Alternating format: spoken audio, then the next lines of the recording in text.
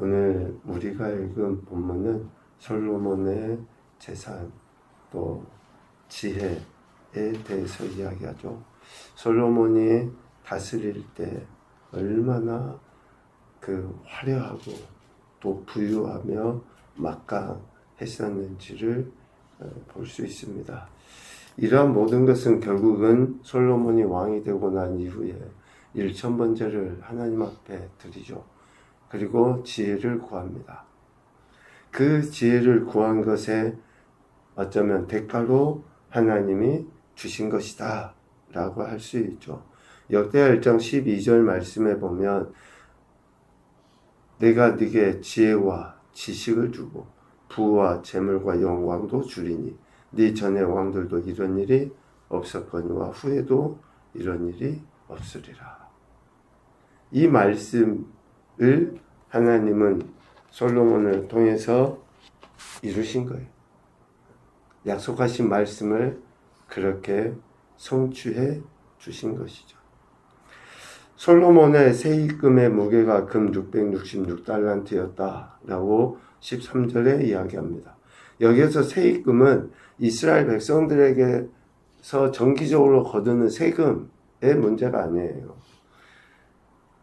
이런 세금 외에 솔로몬에게 많은 사람들이 이렇게 갖다 바친, 그러니까 어쩌면 무역을 통해서 얻게 되는 수익금들, 또 스바 여왕이나 외국 사절들이 방문할 때마다 화려하고 아름다운 금은보화를 갖다가 예물로 드렸잖아요. 그런 것들.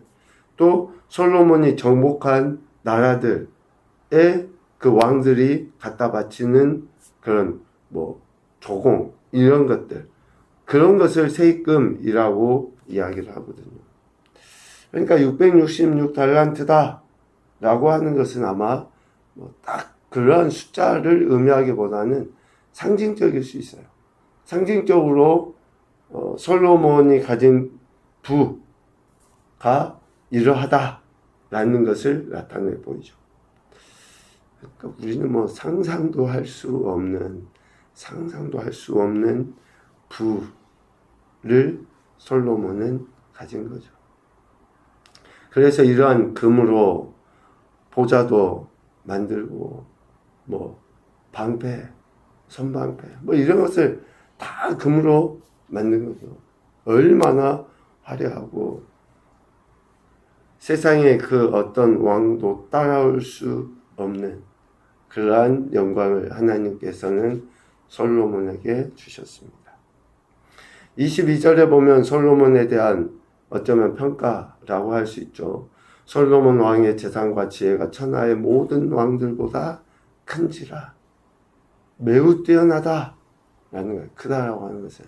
그러니까 비교를 하고 싶은데 비교할 수 없을 만큼의 그 뛰어남을 이야기하죠. 세상의 모든 왕들이 솔로몬의 지혜를 듣기 위해 찾아옵니다. 빈손으로 못 오죠. 솔로몬에게 각기 예물을 가져와요. 그 예물은 금그릇, 은그릇, 의복, 갑옷, 향품, 말, 노새 여러 가지 그 나라에서 정말 좋다라고 하는 그런 것들을 가지고 솔로몬에게 찾아가요. 재물은 이렇게 모으는 거예요. 우리가 쫓아다니면서 막 이것저것 해보고 하면서 재물을 모으는 게 아니라 우리는 하나님을 경외하고 하나님 말씀대로 살아가면 재물 가진 이들이 우리에게 다가오게 돼 있다고요. 그렇게 재물이 모여지는 거예요. 솔로몬은 표현이 그렇지만 가만히 앉은 자리에서 이런 가장 좋은 것들, 가장 보배로운 것들을 다 가지잖아요. 가만히 앉아서. 또 가만히 앉아서 하나님 주신 말씀만 이렇게 툭툭 던지면서 하는데 이런 것들이 모이잖아요. 솔로몬의 지혜를 이방의 민족들이 인정한 거죠. 그래서 솔로몬에게 지혜를 듣기 위해 모이고 각양의 보물 보화를 가지고 솔로몬에게 나온 겁니다. 그러니까 하나님의 영광이 솔로몬의 지혜를 통해서 온 세상에 드러났다라고 할 수 있는 거잖아요. 우리를 통해서 하나님의 영광이 드러나는 거죠. 하나님의 영광을 위해 지음받은 우리 인생들은 반사체예요, 반사체. 내가 가진 힘과 능력과 지혜나 어쩌면 명성 뭐 이런 것으로 하나님의 영광을 드높이는 것이 아니라 이미 하나님의 영광은 존재해요. 그래서 우리가 하나님의 영광 안 드러내고 하나님 찬양하지 않아도 얼마든지 하나님은 스스로 영광도 드러내시고 하다못해 돌들로도 하나님의 이름을 찬양케 하시는 분이 그냥 하나님이셔요. 그러니까 우리는 그 영광의 반사체예요. 오늘 솔로몬은 하나님의 영광을 자신에게 하나님이 주신 지혜로서 반사에 나타내 보인 거예요. 그러니 부, 명예, 재물 이런 것들을 다 하나님이 주실 수밖에 없는 거예요. 오늘 우리가 해야 될 것은 그거예요. 이미 존재하신 하나님의 영광을 내가 말씀을 듣고 순종하는 것을 통해서 드러내 보이는, 반사하는 것을 통해서 하나님은 우리에게도 솔로몬에게 약속하셔서 이루신 것과 같은 일들을 해나가시는 거죠. 그런 것을 기대하면서 우리는 말씀 앞에 나가는 거고, 그 영광을 드러내기 위해서, 반사해 나타내 보이기 위해서 이런 시간을 갖는 거예요. 솔로몬의 지혜, 부, 그리고 말과 병거, 군사력도 막강했다. 25절에 보면 병거가 4,000, 마병이 12,000명. 또 예루살렘의 병거를 두어 견고하게 이렇게 방어했다라고 표현하잖아요. 그리고 또 그 이후에 보면 은은 너무 흔해요. 그러니까 귀하게 여기지도 않아요. 돌같이. 또 백향목 정말 귀한 제목이잖아요. 성전을 지을 그러한 그 백향목이 마치 평지의 뽕나무같이 너무 풍부하게 많았던 거예요. 그러니까 무기를 만드는 제목이라든지 또 실질적인 군사 또 말 이런 것이 막강했다라고 이야기할 수 있잖아요. 그러니까 한마디로 솔로몬 시대는 경제력, 군사력이 그 어떤 왕보다 더할 수 없을 만큼, 그러니까 매우 뛰어났다. 아버지 다윗의 때부터 막강했긴 했지만 실질적인 그 어쩌면 완성은 솔로몬. 그러니까 이스라엘의 역사 또 남유다의 역사를 보면 다윗부터만 보더라도 실질적으로 그 화려하고 막강한 것은 그리 오래가지 못합니다. 그 이후에 이제 오늘 마지막 르호보암도 나오지만 실질적으로 르호보암 때부터 남과 북으로 나뉘게 되고 쇠락의 길을 걸어가게 되거든요. 그러니까 이런 막강한 부를 가지고 통치하던 시기는 실질적으로 얼마 안 돼요. 시사하는 바가 크죠. 우리는 이 세상의 것이 또 눈에 보이는 좋고 화려한 것이 영원할 것 같잖아요. 그렇지 않아요. 미안하지만 우리는 태어나면서 죽을 때까지 계속 늙어가요. 우리의 세포가 왕성해 가기도 하지만 하나씩 하나씩 죽어가는 거예요. 화려한 것 같이 보여도 그 이면은 다 죽어가고 쇠퇴해가고 퇴락해져 가는 거예요. 솔로몬의 이 부, 이것이 얼마나 덧없으면 주님이 그렇게 표현했겠습니까? 들에 피어있는 꽃보다도 못하다.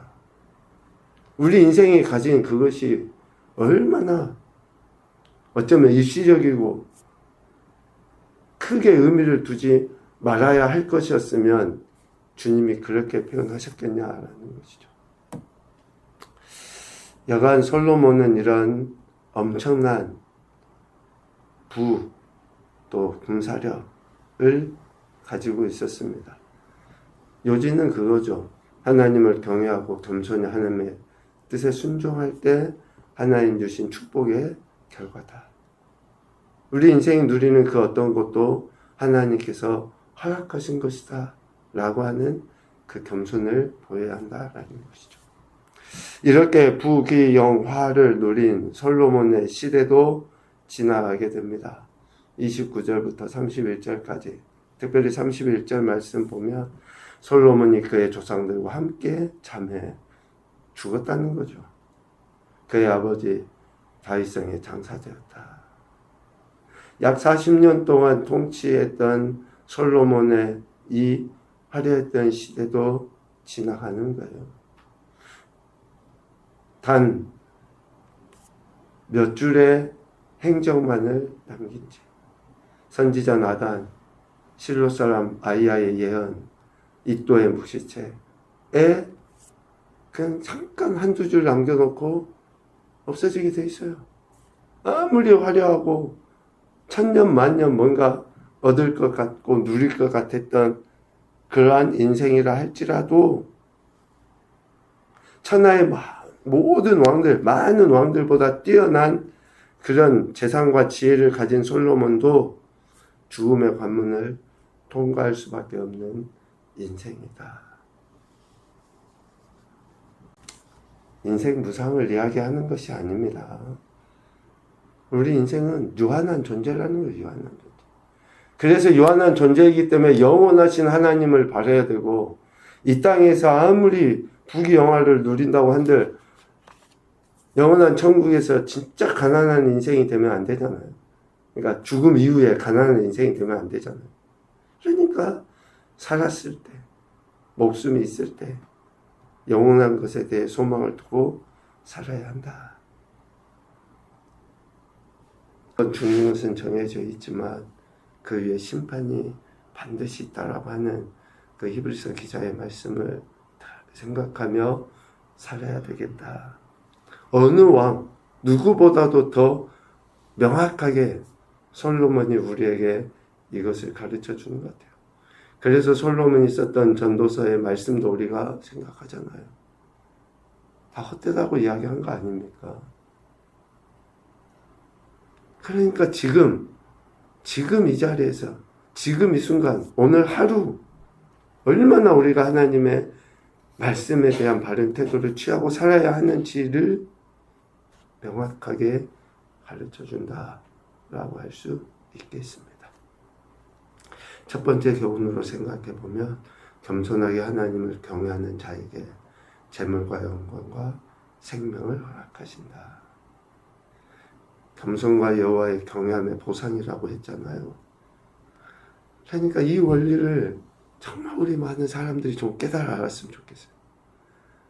아니, 재물 싫어하는 사람 있습니까? 돈 많은 거 싫어하는 사람 있어요. 다 저도 그래요. 많이 있고 싶어요. 그런데 원리가 있잖아요. 하나님을 경외해야 돼요. 말씀을 듣고 순종해야 돼요. 겸손함을 보여야 돼요. 하나님과 사람 앞에. 이런 것을 떠나서 돈이 많아진다, 명예가 높아진다. 이건 위험한 거죠. 두 번째, 인간의 삶은 유한하지만 하나님의 영광은 영원하다. 아멘입니까? 정말 우리 인생 70이고 강간 80이에요. 뭐 더 많으면 백수겠죠. 그런데 유한할 수밖에 없어요. 그러나 하나님의 영광은 영원해요. 그래서 그 영광을 바라보고 이 땅에서 영광을 드러내기 위해서 살아가는 거죠. 세 번째, 우리를 향하신 하나님의 계획은 하나님의 영광을 드러내게 하신다. 그러니까 지금 우리가 처해져 있는 그 어떤 상황에서든지 우리는 오직 하나님의 영광을 드러내야 돼요. 하나님의 말씀, 하나님의 지혜를 살아내므로 다른 사람들이 그 하나님의 영광을 볼 수 있도록 해야 하는 거예요. 가난하면 가난한 중에서 하나님의 영광, 나약하면 나약한 중에서 하나님의 영광, 또 혹시나 다른 사람보다 물질이 많고 명예가 높다 그러면 그런 상황에서 하나님의 영광을 드러내야 되는 거예요. 이것이 하나님의 계획이라는 것을 우리가 확실히 기억해야 될 것 같습니다. 오늘 솔로몬은 이렇게 이제 어쩌면 역사의 대안길로 넘어가죠. 꼭 기억해야 될 것이 무엇인지, 우리 인생에서 진짜 중요한 것이 무엇인지를 우리가 다시금 생각해 보게 됩니다. 오늘도 저와 여러분의 생명을 허락하신 하나님, 그 아버지의 영광을 위해서 더욱더 겸손하게 하나님의 기뻐하신 뜻, 지혜로서 하나님의 기뻐하신 영광만을 드러내는 귀하고 복된 오늘 한날의 삶이 되실 수 있기를 주님의 이름으로 축복합니다. 아멘.